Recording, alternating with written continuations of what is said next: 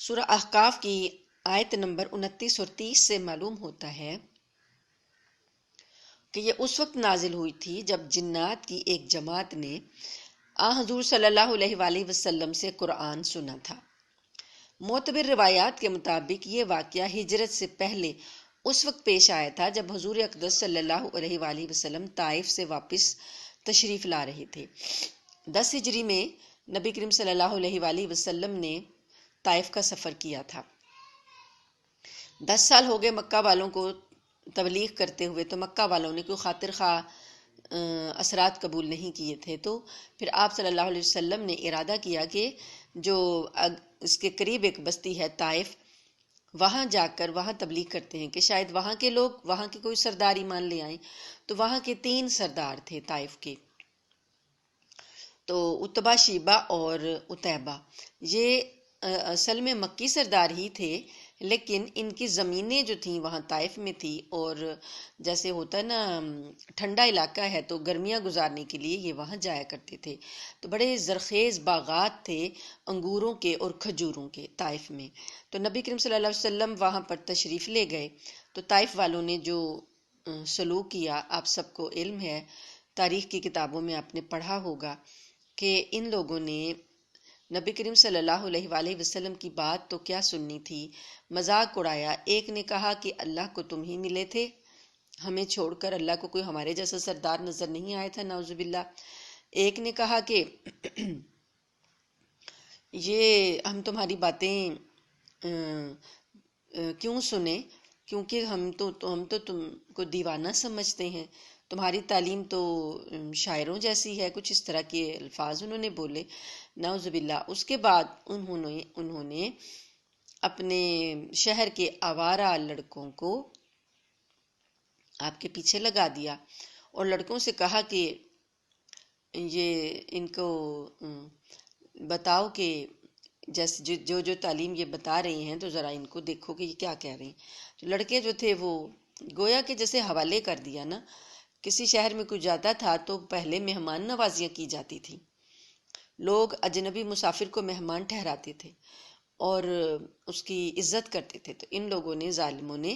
نبی کریم صلی اللہ علیہ وسلم کے ساتھ اوباش لڑکوں کو پیچھے لگا دیا اور کہا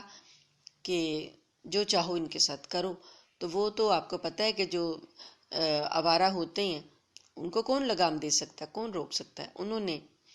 پتھر بھی مارے اور آوازیں بھی کسے، تالیاں بھی پیٹی، حتیٰ کہ کچھ لوگوں نے تو گلے میں کپڑا ڈال کر بھی گھسیٹا۔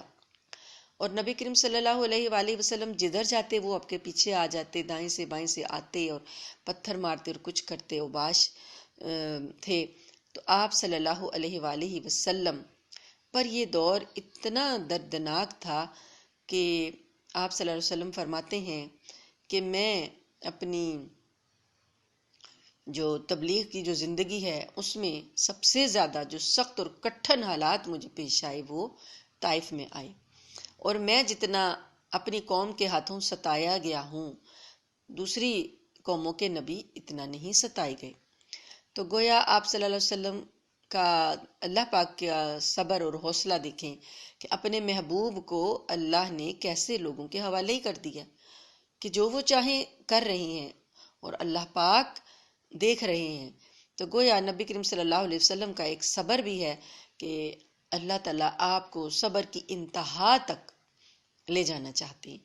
کہ کوئی انتہا ہوگی نا صبر کی، وہ دیکھ رہے ہیں اللہ پاک۔ اور اس کے بعد فرشتے جو ہیں، پہاڑوں کے فرشتے، وہ دیکھ رہے ہیں اور نبی کریم صلی اللہ علیہ وسلم کے پاس آتے ہیں۔ برداشت نہیں ہوتا فرشتوں سے کہ ایسا حال ہو رہا ہے، نبی کریم صلی اللہ علیہ وسلم کے پاس آتے ہیں اور کہتے ہیں کہ اگر آپ اجازت دیں تو یہ 2 پہاڑوں کے درمیان یہ بستی ہے نا، وادی ہے، وادی طائف، ان دونوں پہاڑوں کو ملا کر ان کو پیس کے رکھ دیا جائے۔ لیکن نبی کریم صلی اللہ علیہ وسلم کی شان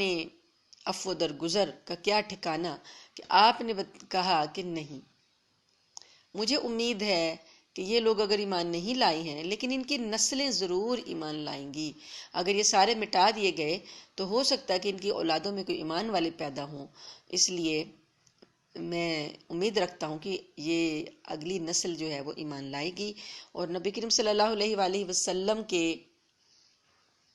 جوتے جو تھے، آپ صلی اللہ علیہ وسلم کے جسم سے جو خون رس رہا تھا، جوتے جو خون سے بھر گئے تھے، اور ٹخنوں پر جو انہوں نے پتھر مارے تو ٹخنوں سے جو خون رس رہا تھا جوتوں کے ساتھ جم چکا تھا۔ آپ صلی اللہ علیہ وسلم نڈھال ہو گئے تھے۔ آپ کے ساتھ حضرت زید، آپ کے صحابی، وہ آپ کو سہارا دے کر، ان لوگوں سے بچا کر آپ نے ایک باغ میں پناہ لی۔ وہ باغ جو تھا انگوروں کا تھا، تو آپ اس باغ میں وہاں جا کر بیٹھے۔ تو یہاں پر جو ہے نبی کریم صلی اللہ علیہ وسلم کا یہ ایک بڑا ہی کہنا چاہیے کہ تکلیف دہ آپ کا دن تھا۔ تو آپ نے پھر جب یہاں سے رخصت ہوئے تو یہاں سے واپسی پر وادی نخلا ایک آتی ہے، وہاں راستے میں گزر رہے تھے تو وادی نخلا کے مقام پر آپ نے فجر کی نماز پڑھی۔ فجر کی نماز میں قرآن پاک کی آپ تلاوت کر رہے تھے، تو وہاں سے جنوں کی کوئی جماعت گزر رہی تھی۔ انہوں نے یہ قرآن کی تلاوت سنی، اور وہ نبی کریم صلی اللہ علیہ وسلم کی اس کلام کو سننے کے بعد حیران ہوئے، اور اپنے لوگوں کو جا کر انہوں نے کہا، اپنی قوم کو جا کر کہا کہ ہم نے تو بڑا ایک عجیب کلام سنا ہے۔ اس کے بعد ان جنوں نے نبی کریم صلی اللہ علیہ وسلم سے کلام بھی کیا اور آپ صلی اللہ علیہ وسلم پر ایمان بھی لائے۔ اس صورت میں قوم عاد کا بھی خاص طور پر ذکر کیا گیا ہے، اور ان کے برے انجام کا بھی ذکر کیا گیا ہے۔ اور جس جگہ یہ قوم آباد تھی وہاں بہت سے ریت کے ٹیلے تھے۔ قوم عاد جہاں آباد تھی تو ریت کے ٹیلوں کو عربی زبان میں احقاف کہا جاتا ہے، اسی مناسبت سے اس سورت کا نام احقاف ہے۔ تو نبی کریم صلی اللہ علیہ وآلہ وسلم نے جو اس وقت فرشتوں سے کہا تھا کہ ان کی اولاد جو ہے وہ ایمان لائے گی، تو آپ صلی اللہ علیہ وسلم کی یہ پیشین گوئی سچ ثابت ہوئی تھی۔ اور جو ان کا قبیلہ تھا، قبیلہ بنو ثقیف کے لوگ یہاں آباد تھے۔ تو اس کے بعد یہ جو اگلی نسل مسلمان ہوئی تو اس میں ثقیف کے لوگوں میں سے محمد بن قاسم ثقفی، جنہوں نے یہاں سندھ میں اسلام پھیلایا تھا، تو جو اس وقت جہاد کے لیے یہاں آئے تھے، تو وہ محمد بن قاسم انہی کے قبیلے سے تعلق رکھتے تھے۔ سورت کو شروع کرتے ہیں، بسم اللہ الرحمن الرحیم۔ حامیم تنزیل الکتاب من اللہ العزیز الحکیم، ما خلقنا السماوات والارض وما بینہما الا بالحق واجل مسمى والذین کفروا عما انذروا معرضون قل ارأیتم ما تدعون من دون اللہ ارونی ماذا خلقوا من الارض ام لهم شرک فی السماوات ایتونی بکتاب من قبل هذا او اثارت من علم ان کنتم صادقین۔ حامیم، یہ کتاب اللہ کی طرف سے اتاری جا رہی ہے جو بڑا صاحب اقتدار، بڑا صاحب حکمت ہے۔ ہم نے آسمانوں اور زمین کو اور ان کے درمیان کی چیزوں کو کسی برحق مقصد کے بغیر اور کسی متعین میعاد کے بغیر پیدا نہیں کر دیا ہے، اور جن لوگوں نے کفر اپنا لیا ہے وہ اس چیز سے منہ موڑے ہوئے ہیں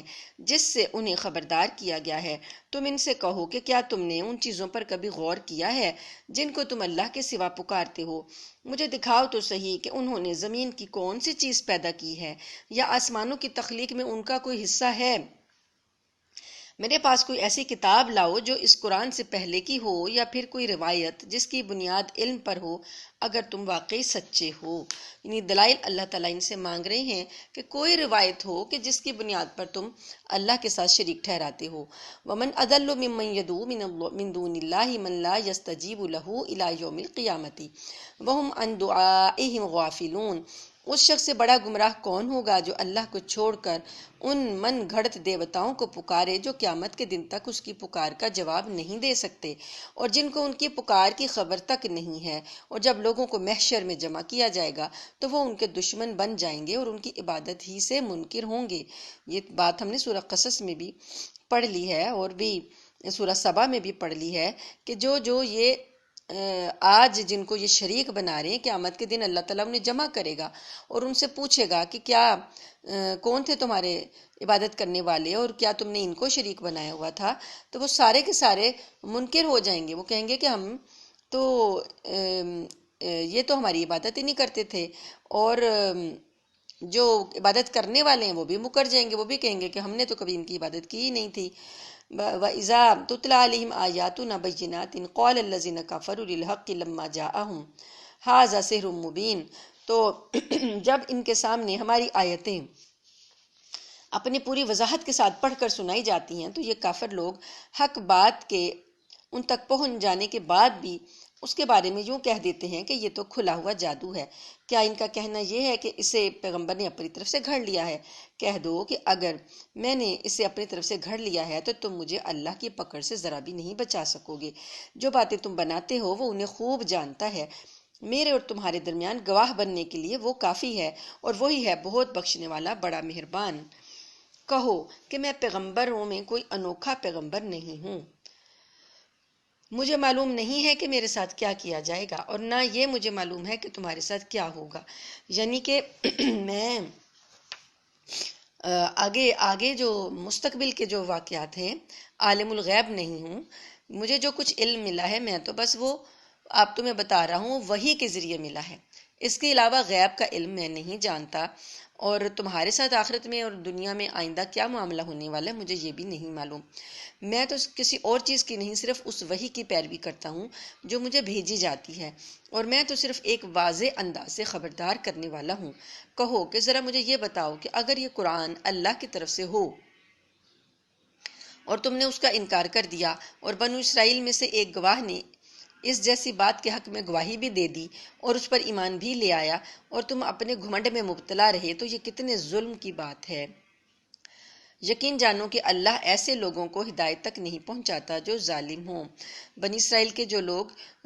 جن کے بارے میں اللہ پاک نے کہا، یعنی یہ یہودی اور عیسائی لوگ، قرآن کریم پر یعنی اس سے پتہ لگ رہا ہے نا کہ آئندہ کچھ لوگ یہودی اور عیسائی ایمان لائیں گے، یہ مانتے تھے کہ یہودیوں اور عیسائیوں کے پاس کوئی کتابی علم ہے، تو اللہ پاک نے ان کو بتایا کہ اگر وہ بھی گواہی دے دیں تو پھر تم نے انکار کیا ہو تو پھر تمہارا کیا ٹھکانہ ہوگا۔ اور اس کے بعد میں یہودیوں میں سے حضرت عبداللہ بن سلام رضی اللہ تعالی عنہ، اور عیسائیوں میں سے حضرت عدی بن حاتم اور نجاشی بادشاہ جو تھا حبشہ کا رضی اللہ تعالی عنہم، یہ ایمان لائے تھے، اور انہوں نے گواہی دی کہ اس جیسی کتاب حضرت موسیٰ علیہ السلام پر نازل ہوئی تھی، اور قرآن کریم بنیادی عقائد میں اسی کتاب جیسا ہے۔ تو مکہ مکرمہ کے بت پرستوں سے کہا جا رہا ہے کہ جو لوگ پہلے آسمانی کتاب رکھتے تھے وہ تو ایمان لانے میں پھر تم سے آگے نکل جائیں اور تم اپنے گھمنڈ میں بیٹھے رہو، تو یہ کتنے ظلم کی بات ہوگی۔ بے شک جن لوگوں نے کفر اپنا لیا ہے وہ ایمان لانے والوں کے بارے میں یوں کہتے ہیں کہ اگر یہ ایمان لانا کوئی اچھی بات ہوتی تو یہ لوگ اس بارے میں ہم سے سبقت نہ لے جاتے۔ یہ سبقت لے جانے کے بارے میں کس کو کہہ رہے ہیں؟ یہ جو کم حیثیت لوگ تھے مسلمان، جو اسلام لانے میں سبقت لے گئے تھے، پہلے ایمان لے آئے تھے، تو یہ لوگ کہہ رہے کہ یہ لوگ پھر سبقت نہ لے جاتے، اگر اچھی بات ہوتی تو ہم ہی سبقت لے جاتے۔ اور جب ان کافروں نے اس سے خود ہدایت حاصل نہیں کی تو وہ تو یہی کہیں گے کہ یہ وہی پرانے زمانے کا جھوٹ ہے،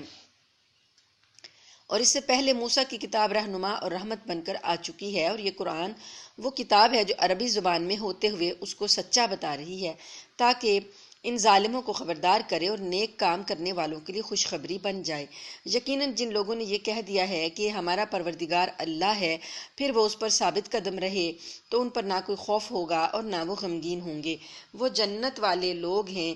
جو ہمیشہ اس میں رہیں گے، اور یہ ان اعمال کا بدلہ ہوگا جو وہ کیا کرتے تھے۔ یہ آیت ہم نے کل بھی پڑھی تھی کہ جو اللہ پر ایمان لے آئیں، قالوا ربنا اللہ، کہیں کہ ہمارا رب اللہ ہے، ثم استقاموا، پھر ڈٹ جائیں۔ کوئی بھی تکلیف، کوئی بھی مصیبت، کوئی بھی پریشانی، کوئی بھی جو دنیا کے لحاظ سے زور زبردستی کوئی بھی چیز ان کو روک نہیں سکتی کہ وہ اپنے ایمان سے ہٹیں، تو وہ اپنے ایمان پر ڈٹ جائیں گے، تو اللہ پاک نے ان کے لیے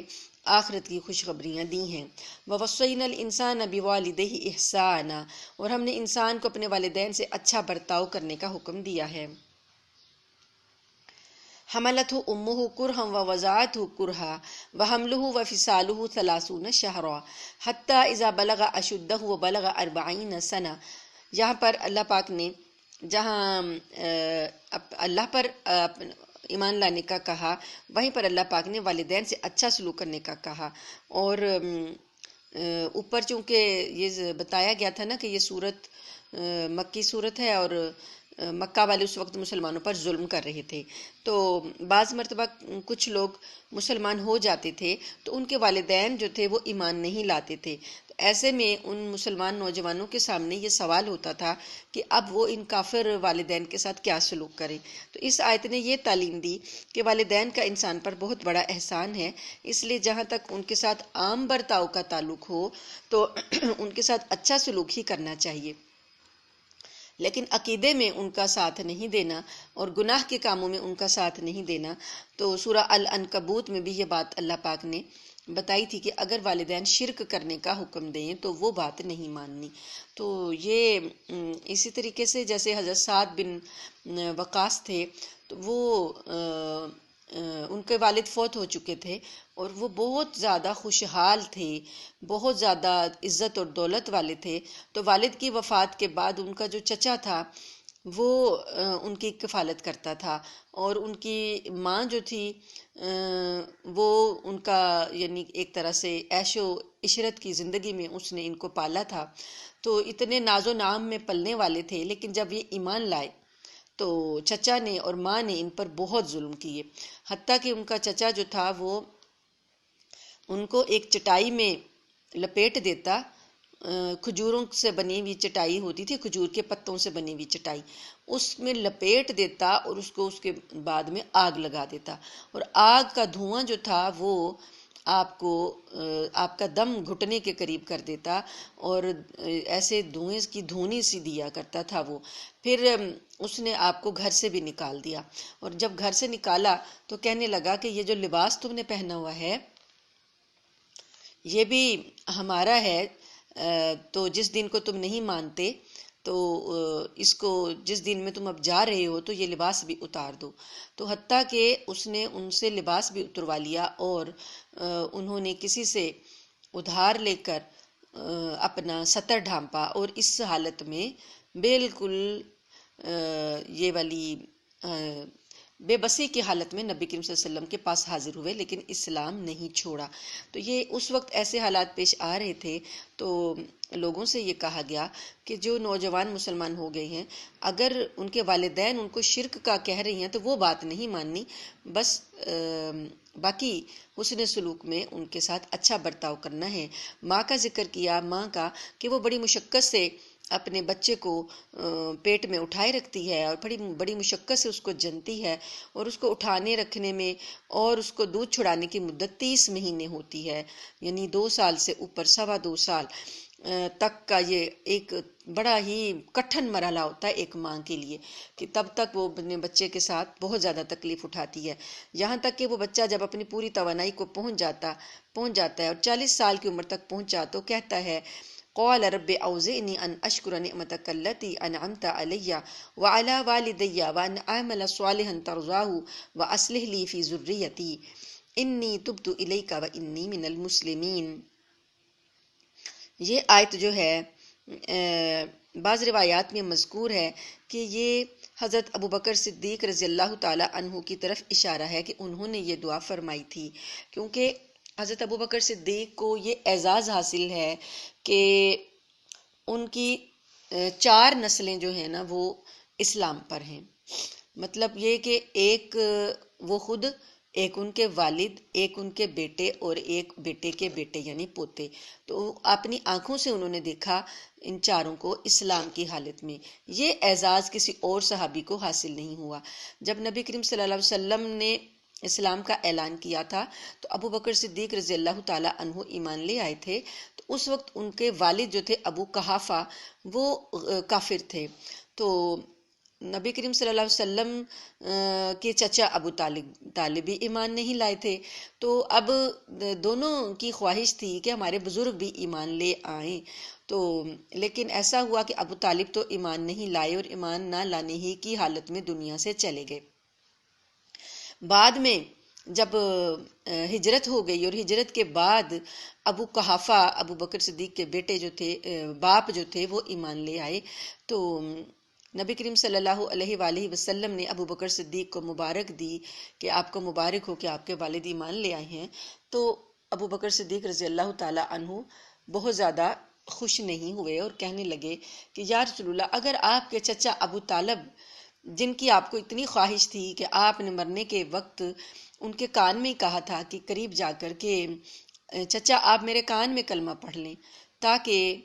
میں قیامت میں اللہ کے ہاں آپ کی سفارش کر سکوں، لیکن اس وقت سردار بھی سارے بیٹھے ہوئے تھے ابو طالب کے پاس، جو قریش کے سردار تھے، انہوں نے غیرت دلائی کہ ابو طالب کیا موت کے ڈر سے تم اپنا دین چھوڑتے ہو؟ تو ابو طالب نے کلمہ نہیں پڑھا، تو نبی صلی اللہ علیہ وسلم کو بڑا افسوس تھا اس بات کا۔ تو حضرت ابو بکر صدیق کہنے لگے کہ یا رسول اللہ، اگر آپ کے چچا ایمان لے آتے تو مجھے اپنے باپ سے زیادہ خوشی ہوتی، یعنی کہ وہ نبی کریم صلی اللہ علیہ وسلم کی خوشیوں کے لیے بھی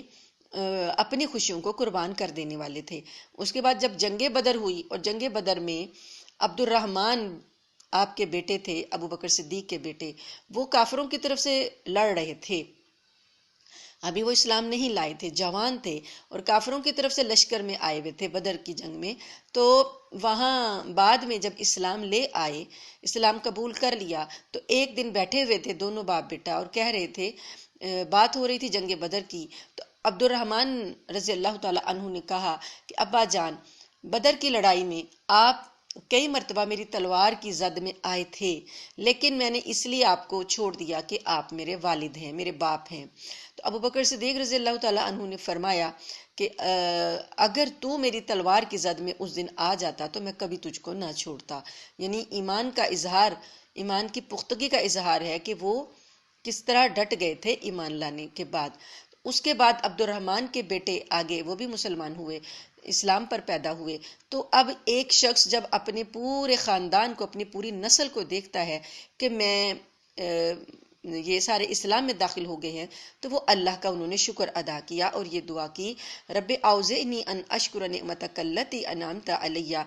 کہ اے اللہ مجھے توفیق دیجئے کہ میں آپ کی اس نعمت کا شکر ادا کروں جو آپ نے مجھے اور میرے ماں باپ کو عطا فرمائی، اور ایسے نیک عمل کروں جن سے آپ راضی ہو جائیں، اور میرے لیے میری اولاد کو بھی صلاحیت دے دیجئے، وَأَصْلِحْ لِي فِي ذُرِّيَّتِي، میری اولاد کی بھی اصلاح فرما دیجئے، میں آپ کے حضور توبہ کرتا ہوں، انی تبت الیک وانی من المسلمین، اور میں فرمانبرداروں میں شامل ہوں۔ تو علماء کہتے ہیں، بزرگان کہتے ہیں کہ بندہ جب 40 سال کا ہو جائے تو اسے یہ دعا ضرور مانگنی چاہیے کہ وہ شکر کرے کہ اپنے والدین کا، کیونکہ اولادیں بھی اس وقت اس کے سامنے جوان ہو رہی ہوتی ہیں، تو اپنی اولادوں کے لیے بھی، اور اگر کسی کی اولاد کی طرف سے کسی کو یہ شکایت ہو، ان کی اصلاح کے لیے فکر مندی ہو، تو اس میں اولاد کا بھی ذکر آ گیا، وَأَصْلِحْ لِي فِي ذُرِّيَّتِي، میری اولاد کی اصلاح کر دیجئے۔ تو اس دعا سے انشاءاللہ تعالی اللہ تعالی اولادوں کو راہ راست پر رکھیں گے انشاءاللہ۔ آگے اللہ پاک نے فرمایا، یہ وہ لوگ ہیں جن سے ہم ان کے بہترین اعمال قبول کریں گے، یہ لوگ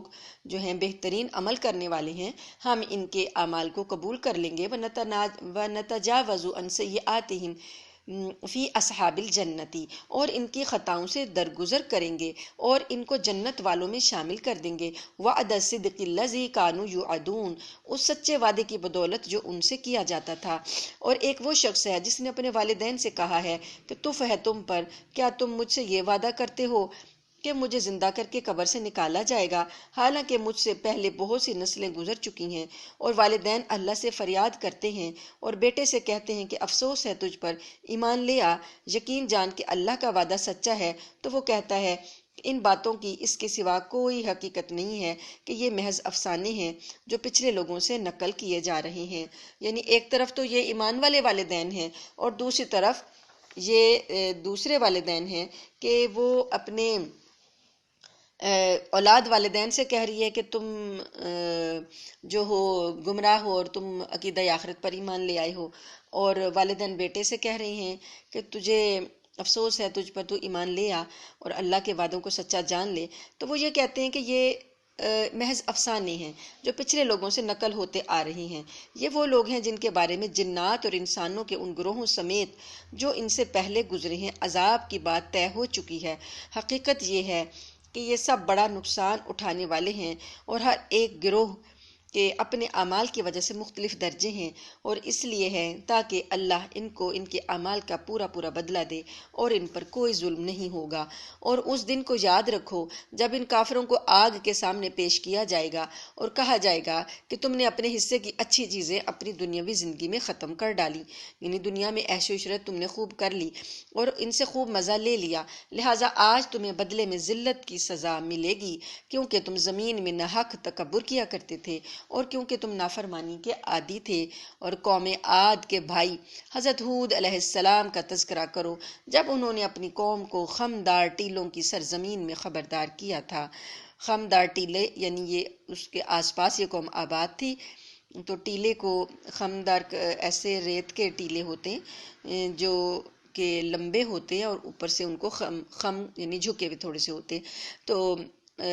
وہاں پر انہوں نے کہا، احقاف کہتے ہیں اس کو، حقف واحد ہے اس کا۔ تو بعض حضرات نے یہ بھی کہا ہے کہ اس سرزمین کا نام ہی احقاف تھا، اور یہ یمن کے علاقے میں واقع تھی، اور آج یہاں کوئی آبادی نہیں ہے۔ تو یہ ان کا واقعہ ہم سورہ آراف میں پڑھائے ہیں۔ تو ایسے ان کو کہا، جبکہ ان لوگوں نے کیا کہا کہ ایسے خبردار کرنے والے ان سے پہلے بھی گزر چکے ہیں اور ان کے بعد بھی، کہ انہوں نے کہا کہ اللہ کے سوا کسی کی عبادت نہ کرو، مجھے تم پر ایک زبردست دن کے عذاب کا اندیشہ ہے۔ انہوں نے کہا، قوم نے کہا، اجئتنا لتأفکنا عن آلہتنا، کہ تم ہمارے پاس اس لیے آئے ہو کہ ہمارے خداؤں سے ہمیں برگشتہ کر دو، یعنی متنفر کر دو۔ اچھا اگر تم سچے ہو تو لے آؤ ہم پر وہ عذاب جس کی تم دھمکی دے رہے ہو۔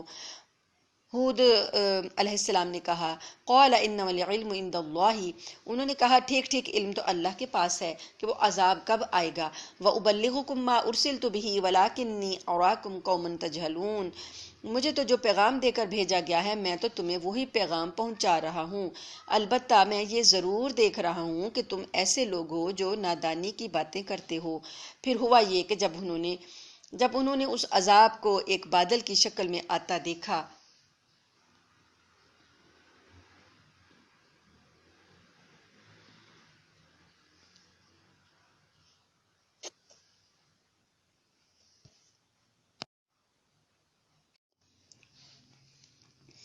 بسم اللہ الرحمن الرحیم۔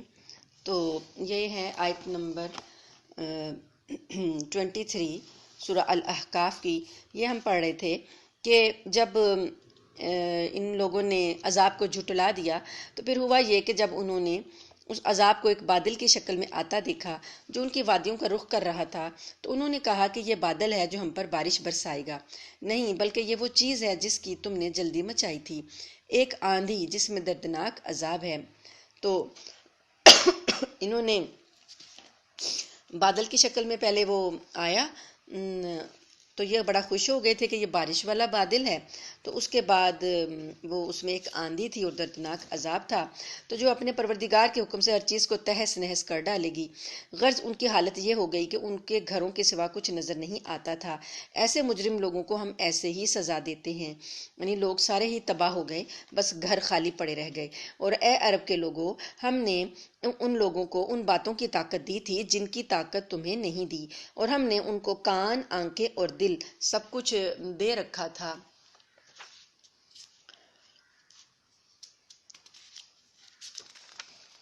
لیکن نہ ان کے کان اور ان کی آنکھیں ان کے کچھ کام آئیں اور نہ ان کے دل، کیونکہ وہ اللہ کی آیتوں کا انکار کرتے تھے، اور جس چیز کا وہ مذاق اڑایا کرتے تھے اسی نے انہیں آ گھیرا۔ اور ہم نے اور بستیوں کو بھی ہلاک کیا جو تمہارے ارد گرد واقع تھیں، جبکہ ہم طرح طرح کی نشانیاں ان کے سامنے لا چکے تھے تاکہ وہ باز آ جائیں۔ پھر انہوں نے اللہ کا تقرب حاصل کرنے کے لیے جن چیزوں کو اللہ کے سوا معبود بنا رکھا تھا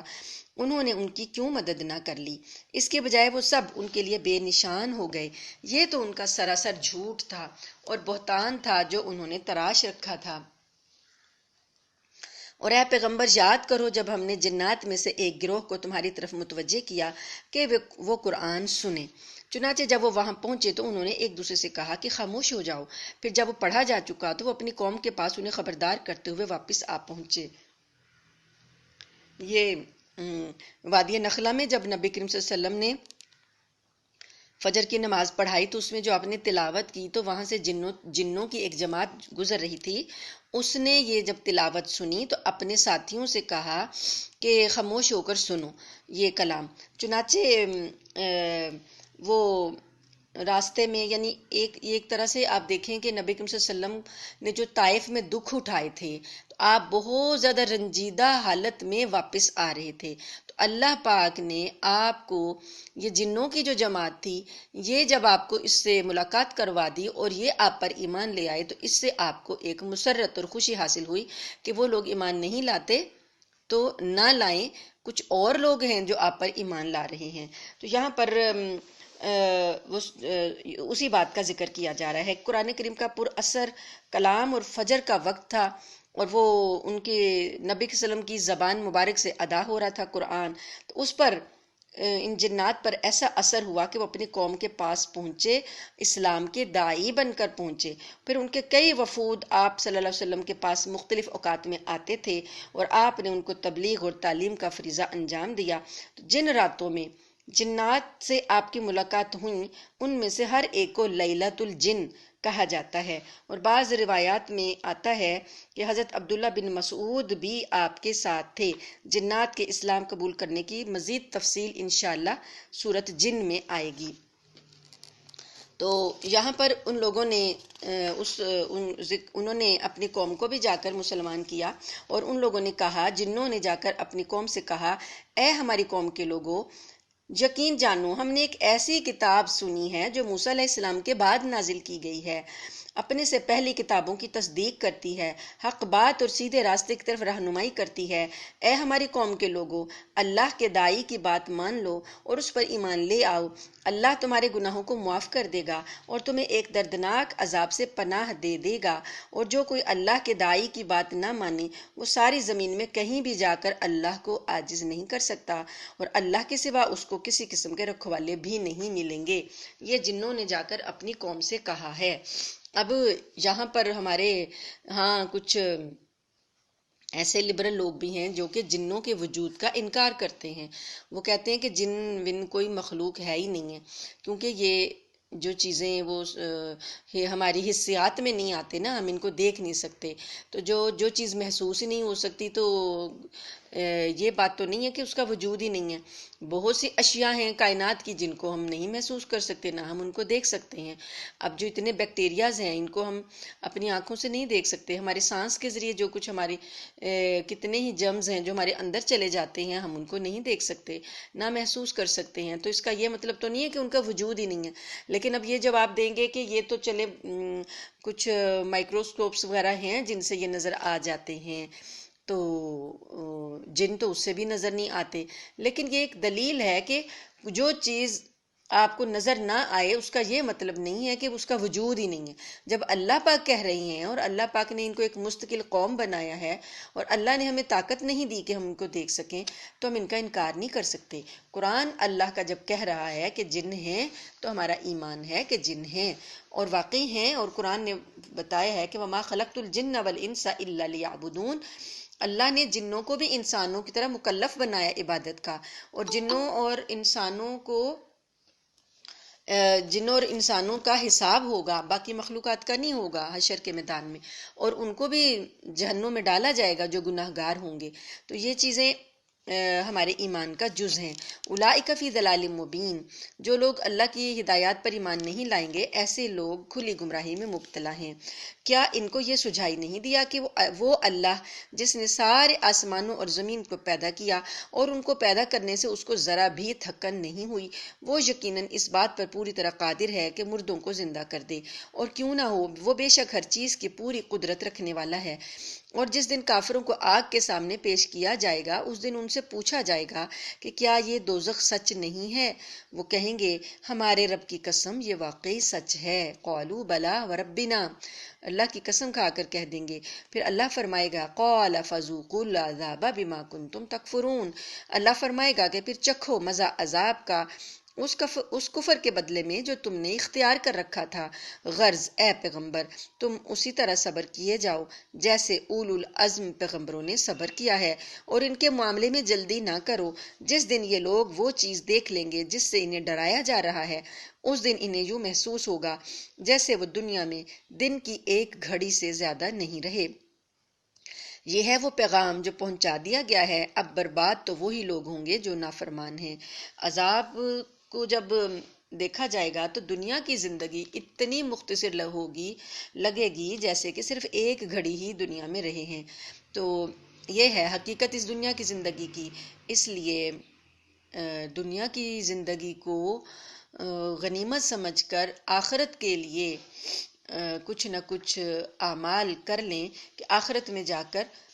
اللہ تعالیٰ کے ہاں شرمندہ نہ ہونا پڑے۔ اللہ تعالیٰ سے دعا ہے کہ اللہ تعالیٰ ہمیں نیک اعمال کرنے کی اور اپنا تقوی اختیار کرنے کی توفیق عطا فرمائے۔ آمین ثم آمین۔ سورہ احقاف ہماری مکمل ہوئی۔